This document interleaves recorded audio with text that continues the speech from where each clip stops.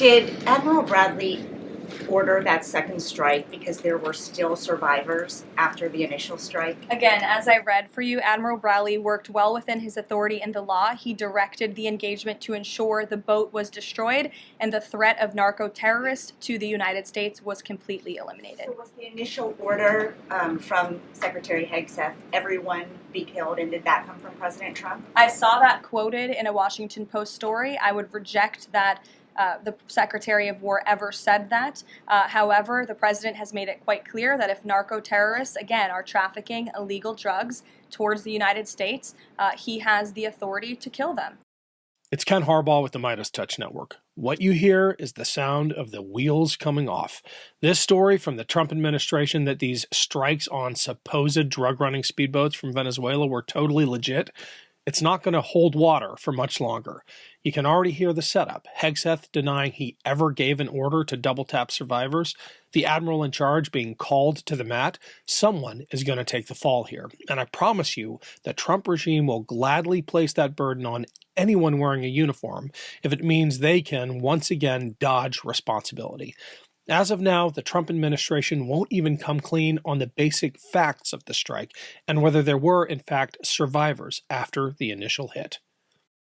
Why won't the administration either confirm or deny or reveal whether or not there were survivors after that initial first strike? And what imminent threat would two survivors pose who were clinging presumably to the wreckage of that boat? Again, as I said, I think you guys are sort of not listening fully to the statement I've provided. Admiral Bradley worked well within his authority and the law, directing the engagement to ensure the boat was totally destroyed and the threat to the narco-terrorists, to the United States, was eliminated. And for any further questions about his thinking, I would defer you to the Department of War. I obviously wasn't in the room for these. The whole premise of these attacks, protecting Americans from drug traffickers, is beginning to look shaky.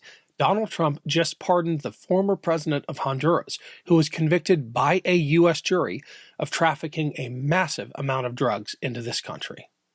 The president several days ago said it was his intention to pardon the former president of Honduras, who was a convicted drug trafficker. And yesterday on Air Force One, the president said that if someone sells drugs in that country, that doesn't mean you arrest the president and put him in jail for the rest of his life. How is that different than what the administration is accusing Venezuela's Nicolas Maduro of? There is one thing we can be sure of in this whole disgraceful saga. More details are coming.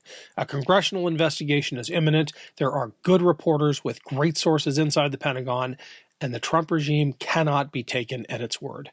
Yesterday, I talked to Jake Sullivan and John Feiner, who were key players in the previous administration's national security team.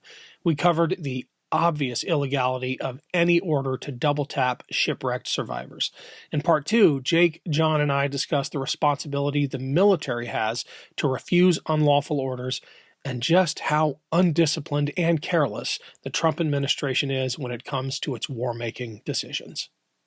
John, there's a lot of debate in my world about how somebody in one of these positions should conduct themselves if they receive a dubious order, especially since their JAG has now been fired, right? And those are the lawyers you're referring to that Hegseth cleared out of the Pentagon, the ones who would have told those combatant commanders that what they were contemplating was illegal. And people are of two minds here. There's what I'm going to call the Halsey camp, which says you resign before you get that order. And we've spent a lot of time talking about speculating about the resignation of Admiral Halsey, who left the leadership position down in SOCOM, the combat command that has been charged with blowing these boats out of the water. He departed. And I think we have some indication now of why. And then there are others who say you have to stay to mitigate the worst impulses of this administration, because you can only fall on your sword once, and once you do, you're useless, you're spent. I suspect this came up rarely in the Biden administration, but it is a daily dilemma now, especially for those on the front lines. What would you do? Yeah, look, these are really hard, really personal decisions for everybody involved. They're matters of conscience. They're matters of kind of calculation about your own legal exposure and future. And so it's hard to kind of put yourself into the position of somebody who is put in really, I think, an impossible task of getting an order that is quite clear, at least in terms of what it is asking you to do, and having to, at the same time as you're trying to operate effectively and accurately, also conduct this separate analysis of whether you're doing the right thing, morally and legally. That is a nightmare scenario to put any sort of operator in. And there's actually a very interesting essay I read about this by a guy named David French, who is a former JAG lawyer, right of center political thinker, but talked about how there are two different kinds of orders in this context. One is kind of the broader policy decision to wage this kind of conflict. And that, he sort of argues, is above the level that the average operator in the field should be questioning one way or the other, because there's so many factors that go into that are kind of above their pay grade. But then there's the very specific question that was raised by this Hegseth order of, in this particular circumstance, do you take these people out who are clearly incapacitated, no longer posing a threat? And that is the kind of order that any operator should be able to make an assessment of and determine that it is just not proper, not legal. So if I were put in that second situation, I would like to believe that I would not execute that order. The first situation, I will acknowledge, is just a much harder call, although I have real questions about whether this entire endeavor falls within in the ambit of the law either. Well, and where it's all going, for that matter. Where are these strikes leading us? And they're now talking about shutting down Venezuelan airspace. And Jake, I got a question about that. Can you shut down the airspace of another country with a tweet? Well, my guess is that commercial airliners, any CEO of one of those companies is going to call its pilots and say, "Hey, maybe don't fly." Yeah.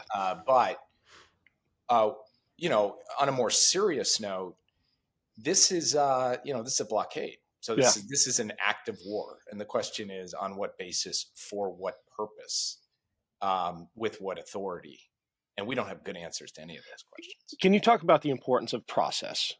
Because you were part of maybe I wouldn't say well-oiled machine, but certainly an apparatus that had policies and procedures and processes, and they protected you. As often as they slowed you down, those processes protected you. It seems like this White House operates without any process whatsoever, so that the president, over a Truth Social post, can shut down the airspace of a sovereign country. That was the bad joke I just made.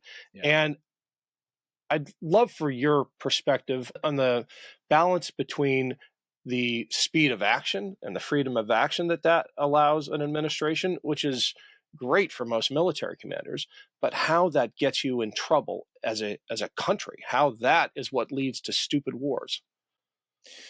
Well, look, if you don't actually take the time to get your principals around the table, your Secretary of Defense, Chairman, Secretary of State, your senior leaders of your intelligence community, with the president, the vice president, the national security advisor, the principal deputy, others, and say, what are we trying to accomplish, with what means, over what time frame, and how are we going to measure success? If you're not actually walking through those questions in a serious way, then you can find yourself stumbling into a situation where, you just start bombing Venezuela for any reason or no reason at all. And I do worry that we are creeping up to that line right now in a big way.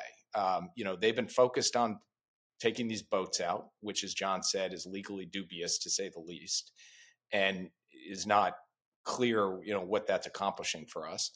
But the idea that we could end up in a full-on war in Venezuela without any real sense of a policy process that puts guardrails around that tries to define the risks around that, or that then explains to the American people what the heck that's all about. This, I think, is a potential recipe for disaster. I'd also say the lack of process is popping up in other places that are very concerning, like what's happening in the Ukraine negotiations. The fact that you've got free radicals bouncing off every surface, Witkoff calling the Russians, Rubio and Vance seem to be at odds with one another. This is not, in my view, conducive to actually generating an outcome in the Ukraine war that's good for Ukraine or good for the United States of America.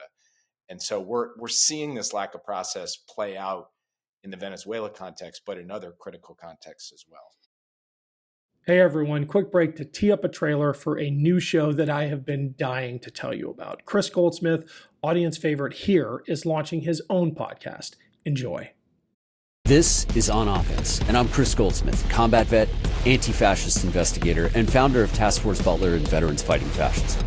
I've spent years infiltrating extremist movements, exposing fascist street gangs, and organizing other veterans to stand up for democracy. And now, we're living in a reality where those same far-right maniacs are getting embedded throughout our federal government. That's why I'm bringing my work here, raw, direct, unfiltered. Every week on Offense, I'll break down what's happening behind the closed doors of hate groups, how extremist groups are getting closer to real political power, and what it's going to take to stop the next wave of political violence. You'll hear from organizers on the front lines and from veterans who know what real service to country looks like. On Offense is for anyone who's ready to fight for democracy. Subscribe now wherever you get your podcasts. And if you want to watch our videos, make sure you're following Valor Media Network on YouTube.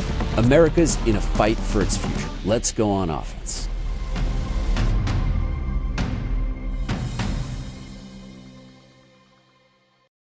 John, so much of the freedom of action that I referenced, that the military is granted and that the executive is afforded in those Article 1 powers, is, at least in our modern system, built on a presumption of good faith by the American people, and this idea that they trust the administration, even when it's being secret, to act in the best interests of the American people, which obviously there are a ton of problems with that. We've had administrations that have betrayed that trust in the past, but it feels like we're in a new era where that presumption itself is gone. And the first reaction I have, and that most people in my position now have, is not to trust. It's the opposite of trust but verify. Our impulse is we don't believe what this administration is saying or doing. And I don't know what the question is here, but I imagine that breach of trust is going to have effects for generations, certainly for the next president and the president after that. That has got to be a really hard thing to reconstruct. Absolutely, and I can give you a good concrete example, I think, of how that can pose a challenge to administration, because it's not just a situation like the one we're in now that makes challenging, where people may start to question whether their government is doing the right thing, which I think is right and proper. It's also in what I would call a much more real situation of crisis, because it's not really clear that the United States is under threat, either from Venezuela or from these random one-off drug boats. But there are real threats that the country faces. And in our administration, we found ourselves in the very strange and somewhat unusual situation of getting intelligence, one morning when we walked in to read the president's daily brief, that said, at some point in the future, maybe in a few months, Russia is going to invade and try to essentially conquer all of Ukraine. And we then had to decide what to do about that. But one of the things that we decided to do was inform people, inform the public, inform our allies that this was coming, so that we could be prepared. So we could be prepared to impose sanctions on Russia, so we could surge arms to Ukraine so they'd be able to defend their country.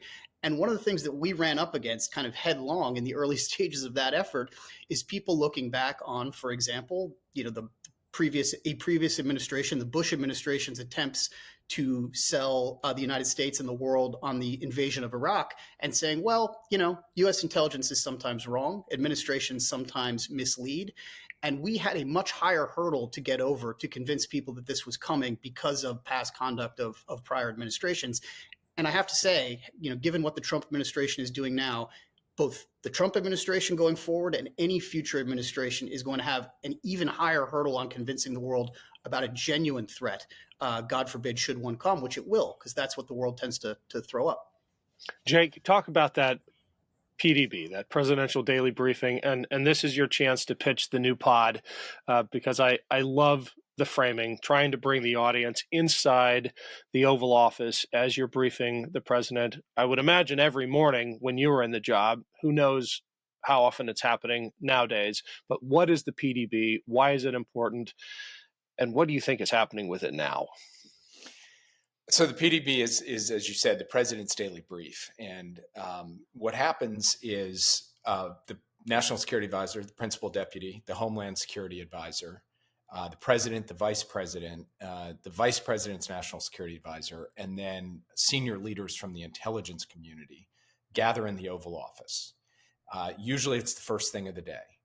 And the intelligence leaders bring a book, and the book tends to have 3 pieces in it that have been pulled together by the intelligence community, either on something that's happening, that day or that hour, an imminent crisis, or on a longer term trend or issue that they want to bring to the attention of the president.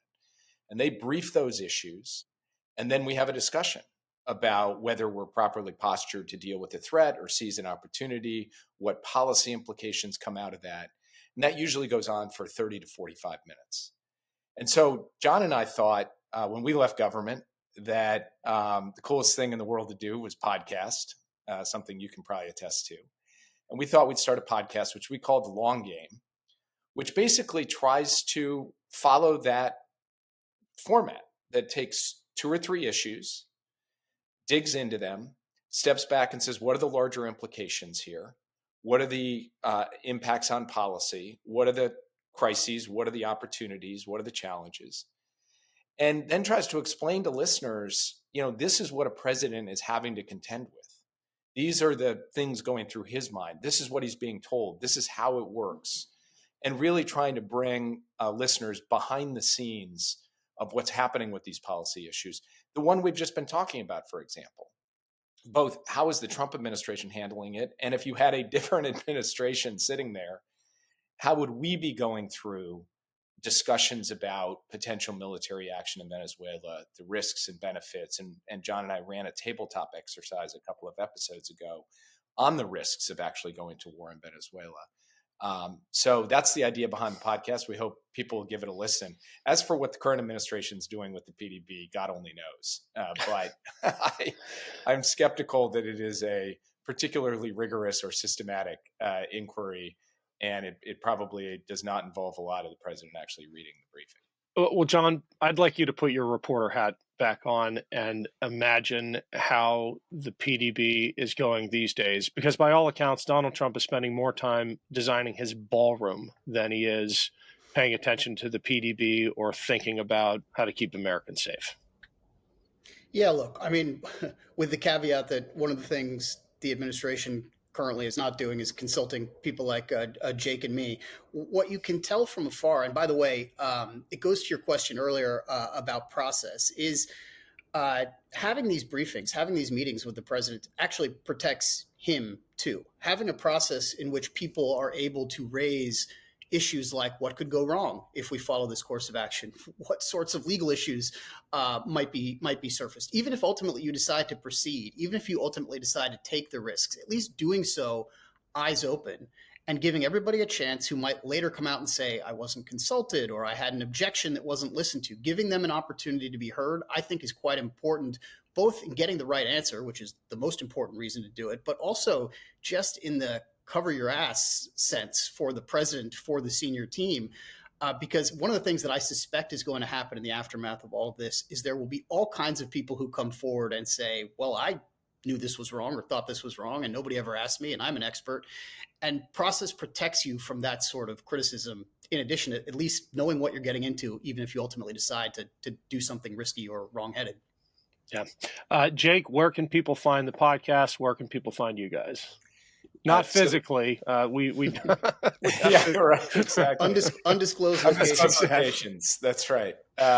So the podcast you can find wherever you get your podcasts. It's called The Long Game with Jake Sullivan and John Feiner. We call it The Long Game because we're not just trying to deal with hot takes of the issues of the day, but the way that we've just had this conversation. What's the bigger picture here? What is, in fact, the long game? So we would love to have people give it a listen, and we're learning as we go, and we're watching you because you're giving us a good example of dealing with these hard issues in a compelling way that reaches a big audience. So we're putting on our best impression, our best Harbaugh impression.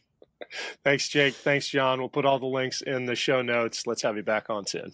Awesome. Thank you. Great to see you. Thanks.